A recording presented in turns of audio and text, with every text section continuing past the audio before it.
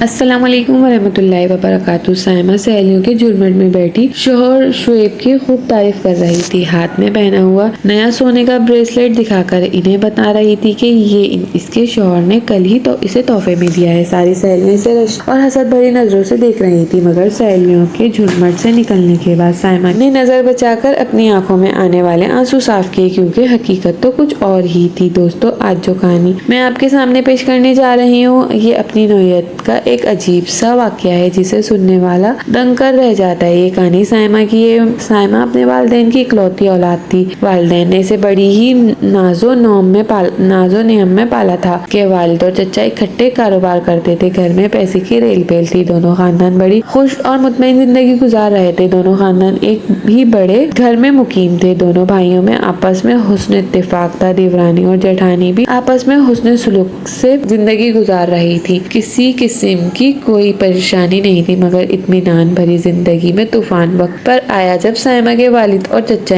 अपने दुकान के लिए सामान खरीदने के लिए एक भारी रकम के साथ सफर कर रहे थे। रास्ते में डाकुओं ने इन्हें लूट लिया। न सिर्फ लूट लिया, बल्कि साइमा के वालिद के एहतजाज करने पर उन्होंने बेदरग इनके सीने पर गोलियां दाग दी। के वालिद वहीं मौके पर ही जाँ बहक हो गए और इसके चचा इन उल्टी पुल्टी हालत में घर वापस आए। घर में एक कयामत बर्पा हो चुकी थी। साइमा के वालिद इस दुनिया से रुखसत हो चुके थे, मगर साथ ही कारोबार भी डूब चुका था, क्योंकि इस दिन इसके वालिद और चचा एक बड़ी रकम लेकर सामान की खरीदो फरोख्त के लिए जा रहे थे और वो रकम डाकू लूट कर फरार हो चुके थे। साइमा के वालिद की तदफीन के बाद जब इसके चचा इस गम से कुछ संभले तो उन्होंने पुलिस में रिपोर्ट दर्ज कराई, मगर पुलिस थानों के हजारों चक्कर लगाने के बावजूद हाथ से कुछ जा तो रहा था, मगर वापस नहीं आ रहा था। बिलाखिर कई महीनों की मुशक्कत के बाद ये खानदान थक हार कर खामोश होकर बैठ गया। हालात अब पहले जैसे नहीं रहे थे। वही खानदान जो पहले ऐशो इशरत की जिंदगी गुजार रहा था, अब तंगदस्ती का शिकार था, मगर फिर भी सब्र शुक्र के साथ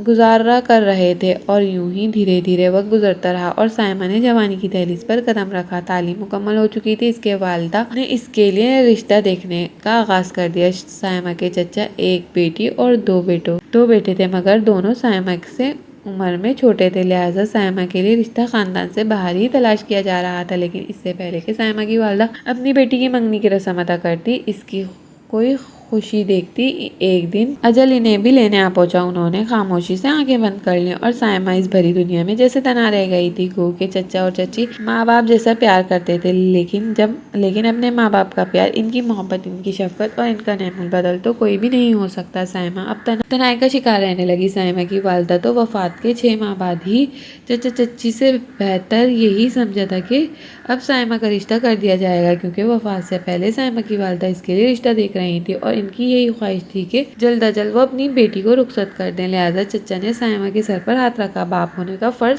अदा किया। इसके लिए रिश्ता देखना शुरू किया।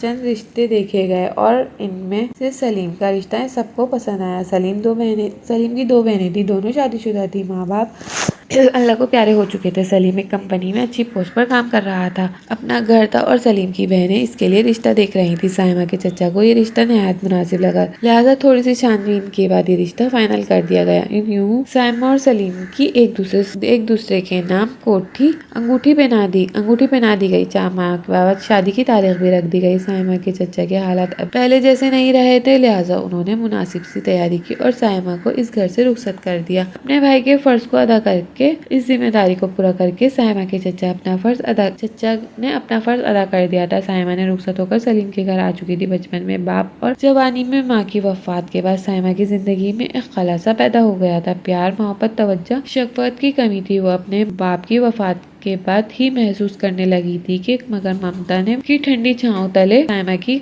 इस कमी को पूरा करने की कोशिश की थी। और अब उम्र के इस हिस्से में जब वो एक नया सफर शुरू करने जा रही थी, इस मौके पर इसे माँ की बेहद जरूरत थी। माँ इसे छोड़कर जा चुकी थी। ऐसे मौके पर साइमा को निम्रा ही याद आया करती थी। निम्रा इसकी बचपन की दोस्त थी। वो भी साइमा की तरह अपने वालिदैन की इकलौती औलाद थी। निम्रा के वालिद भी इंतकाल कर चुके थे और निम्रा अपनी वालिदा के साथ अकेली रहती थी और वो खुद ही नौकरी करके अपना माँ का पेट पाल रही थी। खैर, साइमा ने अल्लाह का नाम लेकर अपनी शादीशुदा जिंदगी का आगाज कर दिया। दिल में हजारों तरह के वसवसे से सर उठा रहे थे। माँ की जरूरत शिद्दत से महसूस हो रही थी, मगर कुदरत के आगे इंसान बेबस है, कुछ नहीं कर सकता। इस वक्त साइमा भी बहुत बेबस महसूस, मजबूर और अकेला महसूस कर रही थी। वक्त धीरे धीरे गुजरने लगा और गुजरते वक्त के साथ साथ सलीम की शख्सियत की परतें भी खुलने लगी। साइमा को गुजरते वक्त के साथ अंदाजा हो गया सलीम का हाथ बहुत ही खुला इंसान है था। जरा सी बात पर वो साइमा पर हाथ उठा दिया करता। पढ़ा लिखा होने के बावजूद गाली गलौज करना जैसे इसका पसंदीदा मशगला था। इतनी भारी भरकम गाली के बगैर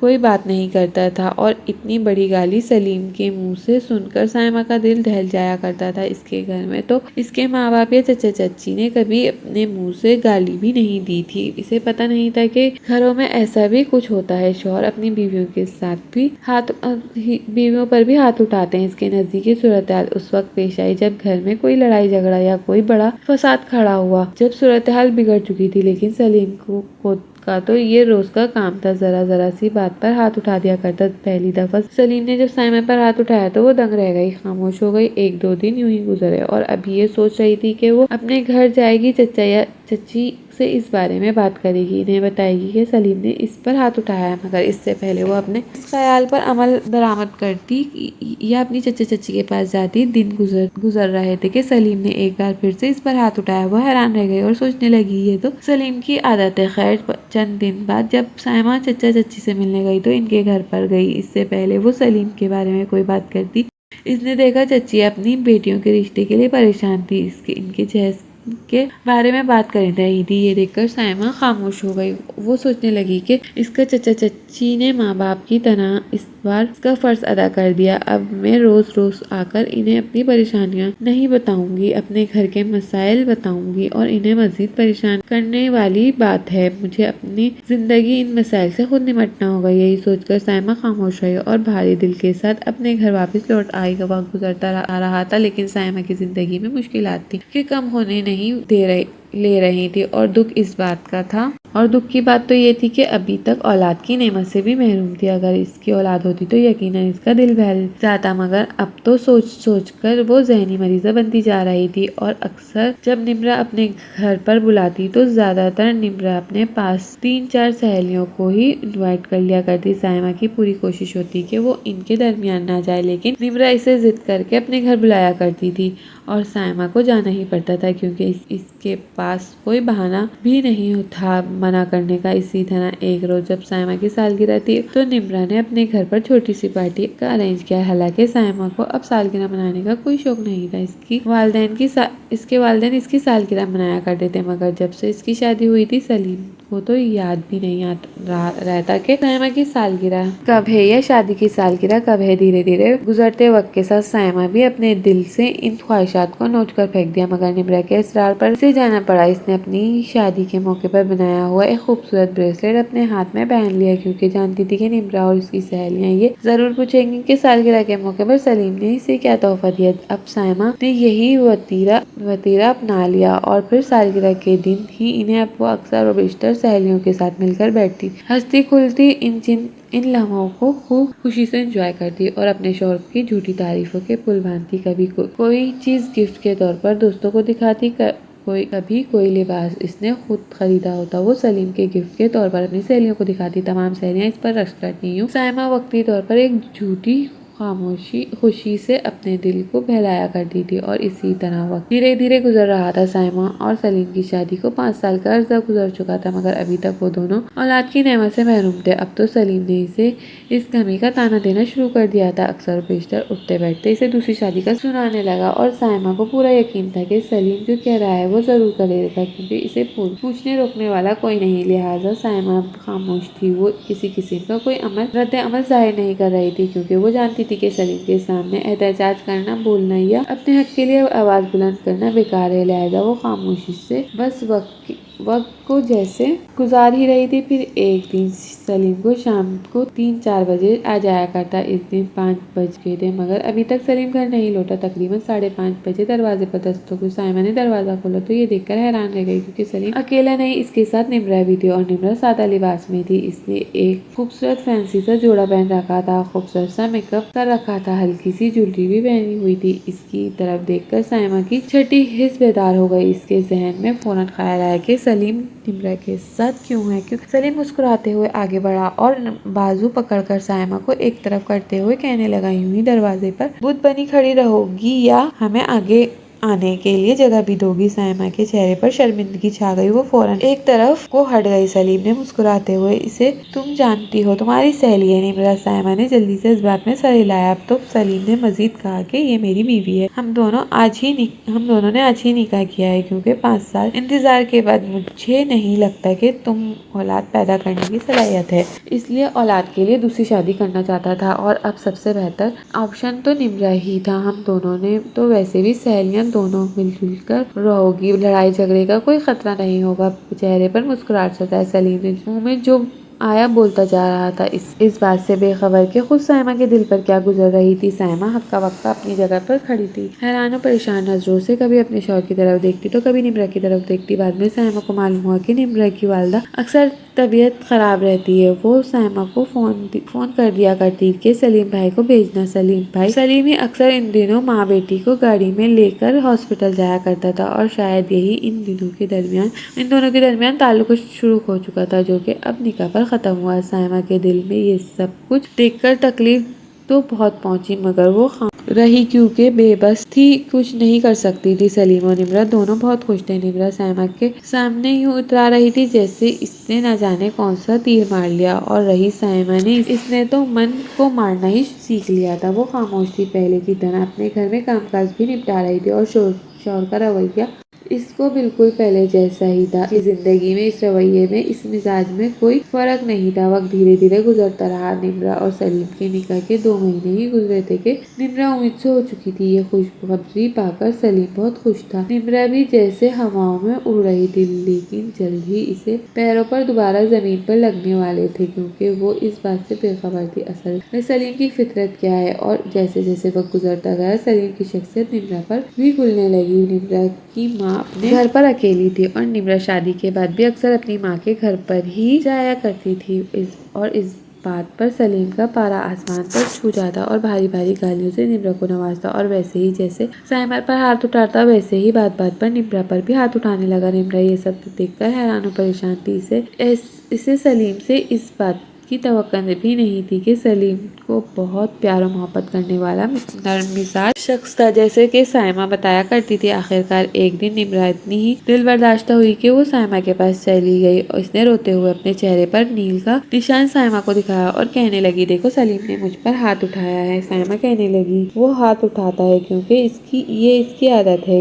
निम्रा ने हैरत से पूछा, क्या वो तुम्हें भी मारता है? तुम पर भी हाथ उठाया करता था? सायमा ने फौरन इस बात पे सर हिलाते हुए, हाँ, पिछले 5 साल से वो इसी तरह गाली गलौज करता है, मारपीट करता है। इसका जी चाहता है तो जो जी चाहता है वो करता है, क्योंकि इसे रोकने वाला कोई नहीं और मैं यतीम हूँ, मेरे आगे पीछे कोई नहीं। चचा चाची इनके मसाइल है, इसलिए तो पीछे भी नहीं जा सकती, ना किसी को बता सकती, इसलिए खामोशी से सलीम के साथ वक्त गुजार रही थी। सायमा ने की बात सुनकर निम्रा हैरानगी से कहने लगी, मगर तुमने ये कभी नहीं बताया कि तुम तो कहा करती थी कि सलीम रोजाना तुम्हारे लिए फूल लेकर आता है, वो तुम्हें गिफ्ट देता है, वो तुम्हारी सालगिरह बहुत धूमधाम से मनाता है और वो तुम्हें तीसरे दिन बाहर होटलिंग के लिए ले जाता है, लाइन ड्राइव के लिए ले जाता है। सलीम तो बहुत परेशान, बहुत प्यार और मोहब्बत करने वाला था। निम्रा की बात सुनकर सायमा के चेहरे पर मुस्कुराहट फैल गई और वो नफी में सर हिलाते हुए कहने लगी, नहीं, सलीम तो ये सब नहीं करता। मैं झूठ बोलती थी, दोस्तों के दरमियान बैठकर झूठ बोलकर अपनी इज्जत बढ़ाया करती थी, मान बढ़ाया करती थी, खामोशी के वो छोटे छोटे लम्हे बनाया करती थी और इन्हीं से खुशी हासिल कर लिया करती थी, क्योंकि जब तुम लोग खुशी और हैरत से मेरी चीजें देखती थी, जो तारीफ करती थी, तो मुझे खुशी होती थी और बस इसी खुशी को हासिल करने के लिए मैं वक्ती तौर पर झूठ बोलते आया करती थी। सलीम को ऐसा लगा कि ऐसा बिल्कुल भी नहीं लगा, यही सलीम का असल रूप है जो वो अब तुम्हारे सामने जाहिर कर रहा है। इस इंकिशाफ ने निम्रा को जैसे साकित जामिद कर दिया। इसी वक्त इसी तरह गुजरता रहा। 9 माह मुकम्मल हुए तो निम्रा ने एक बेटे को जन्म दिया। इस दौरान निम्रा की वालदा भी अल्लाह को प्यारी हो चुकी थी, मगर सलीम ने निम्रा और सायमा के घर का माहौल भी आज भी वही है। हाँ, सायमा ने सलीम को मारपीट का निशाना नहीं बनाया। अब सलीम गाली गलौज की मारपीट का निशाना बनना निम्रा बनती है और निम्रा भी ये सब खामोशी से बर्दाश्त कर रही थी, क्योंकि एक बेटे के साथ वो घर से निकलने का सोच भी नहीं सकती थी। मगर कभी कभी ये सोचकर बेहद अफसोस होता है कि साइमा की बातें सुनकर वो जो समझा करती थी कि सलीम बहुत ही प्यार करने वाला शख्स है, और जब सलीम ने प्रपोज किया था तो वो खुद दुनिया की खुशकिस्मत तरीन लड़की थी। समझ रही थी कि अपने ही दोस्त के घर पर डाका डालकर इसने अपना घर बसाया, मगर वो इस बात से बेखबर थी कि आखिरकार इसे अपना घर बसाने के बाद भी एक दिन पछताना पड़ेगा। नाज़रीन, मज़ीद इस तरह की सबक आमोज़ कहानियाँ सुनने के लिए हमारे वीडियो को लाइक करें, शेयर करें और हमारे चैनल को सब्सक्राइब करना मत भूलें। शुक्रिया।